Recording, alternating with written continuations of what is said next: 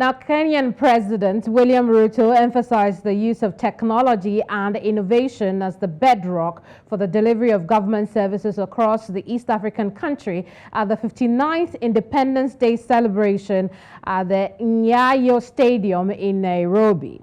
Let's talk about Jamhuri Day in Kenya.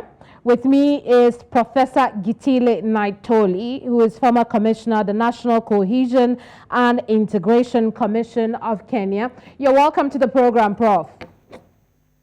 Thank you, and thank you to your viewers. Now, what reflections have you been making today, 59 years after independence? I think a lot, and a lot of positive reflections, a lot of really, let me say that pride as Kenyans. We have been able to have peaceful elections and to have peaceful transfer of power every election other than the election of 2007. I think that is something to be proud of. So we are making steady progress. Small, but steady. This year, the theme for the celebration was Connect, Innovate, and Inspire. From your point of view, how do you square that with the needs of Kenya at this point? Actually, the Kenya is more of a service economy, not an industrial economy. So, making this day a digital day, I think that is a clever choice by the government. Very well. Now, speaking of industrialization, one of the things that President William Ruto mentioned was value-added Agric. He talked about Kenya's coffee and working with the private sector to add value and manufacture more in Kenya. How does this come to you? No, we couldn't. We can add value to the product that we send abroad. But, you know, in economics, there is something called comparative advantage. Kenya has distinguished itself actually as an innovator at the service industry. We invented the M-Pesa system, which is now basically becoming worldwide. We have invented a lot of things here, but they are more geared towards service industry than manufacturing. So I think to move forward, we need to concentrate on what we do best, as opposed to wish list, what we would like to be. Because what we would like to be is fantastic. But what are we now, and how can we make that better? Talk to us about the cost of living in Kenya, because it was one of the issues that William Ruto, the president of your country, highlighted and hopes to do something about. So how high is the cost of living in Kenya? It's extremely high. And I don't think Ruto so far, of course, a few days, I guess we can't judge him harshly. He has done nothing about it. And I actually don't think that he will do much about it, unless he goes after the money the Jubilee government, including him, seems to have stolen. Actually, apparent is not seems. I did an assessment of the national debt from June 2014, when the Jubilee government took power, to April 2022. Between those 2 months, the Kenya government and stolen 4 trillion shillings from its citizens. So unless there is a way of returning this money to the economy, I'm not so sure that Ruto will succeed. Is the president showing any signs of wanting to pursue that money back into national coffers? The government needs to be brave enough to pursue that money and return it to the national coffers.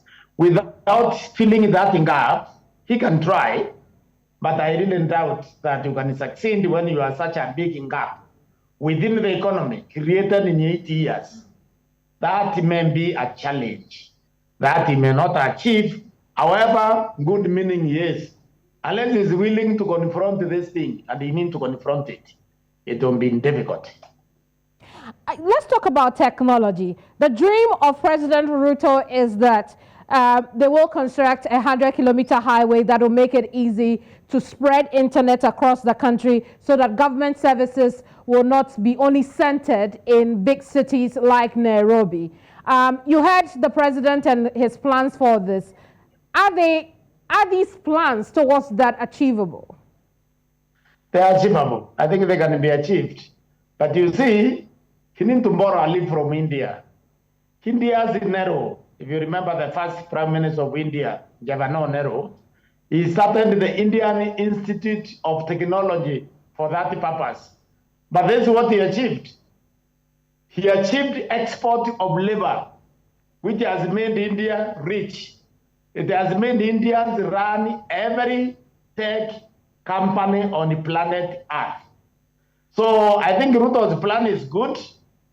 It may not make Kenya the tech of the world, but it may very well translate to making Kenya, what I mean is the India didn't become the technology center of the world, but then India is actually running the world tech companies. So the idea Ruto is having is fantastic.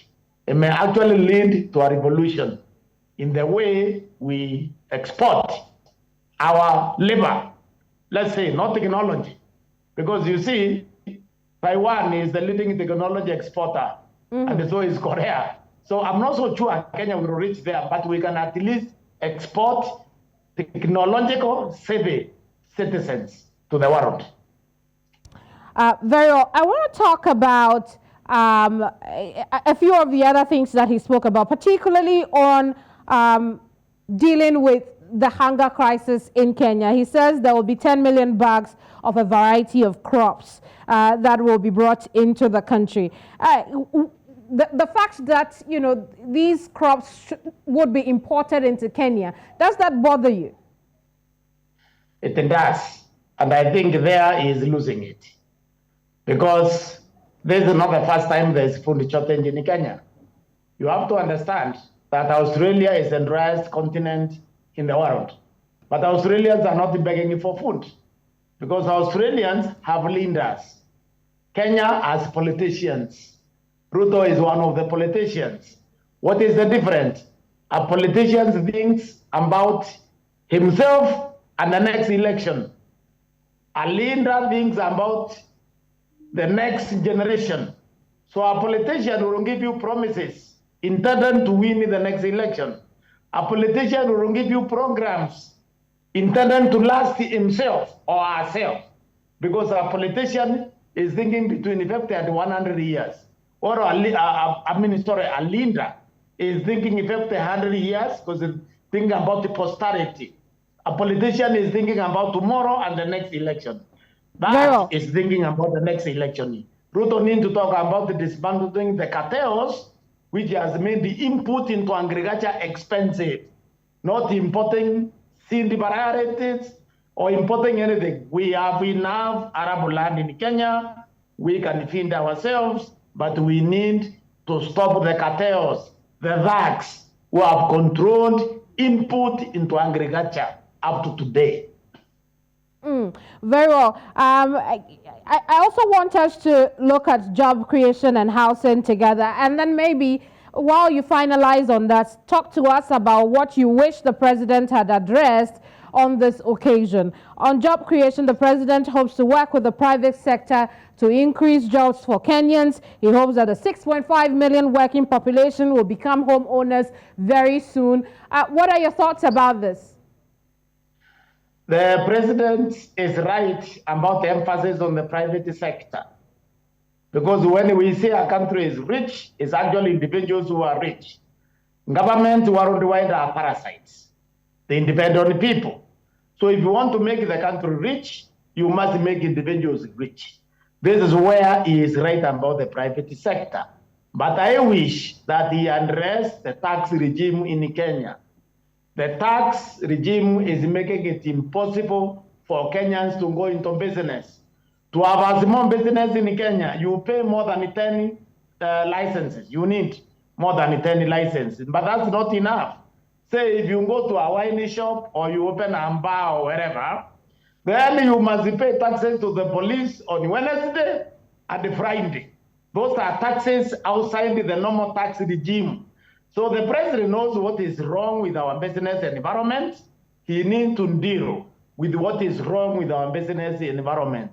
He needs to make it easy for Kenyans to go into business, And he needs to make sure those Kenyans pay only the legit taxes in order for the people now to expand in investment and attract foreign direct investment. He needs to deal with the government corruption in short. Very well. And one of the things that he didn't touch on is the multiple resignations at the Electoral Management Body, the IBC. And like you said, he should have touched on corruption. Are you disappointed that the president did not use this fine opportunity to address events at the IEBC? Very disappointing, because the IBC, there is nobody has gone to that organization and they nicely finished their term. The reason is that everybody in power recruit people, pliable, people they can use to corrupt the next election. They don't recruit Kenyans who are patriotic, who are independent-minded, who put Kenya first and they stick to the law and the mandate of the institution. So I'm disappointed that he not talk about that, because it means that the next recruitment will be just the same. Recruit the people you think you can pick the telephone and direct them away from the stated legal mandate. Because when you stick to the mandate of the institution, you deliver to the people of Kenya. When you don't, then you create situations that we are now experiencing. Professor, under 30 seconds, talk to the people of Kenya on their 59th, celebration of independence. I want the people of Kenya to insist that their government give them people who serve Kenya, not the people who Kenya serves. This is what I mean. Very well. Institutions beyond the country. So strengthening institutions means get people who are independent-minded, people with the appropriate qualifications Very to well. serve the people of Kenya. We have to go now. Thank you so much, Professor. Professor Gitile Naituli joined us from Kenya, where he's former Commissioner, National Cohesion and Integration Commission. A happy Jamhuri Day to all our Kenyan viewers. You've come a long way, and we congratulate you for that. And thank you, too, for watching us the last hour or so. We've got a packed week this week on The Square. You want to stay with us on each and every episode. My name is Keminni Amanor. I'm out.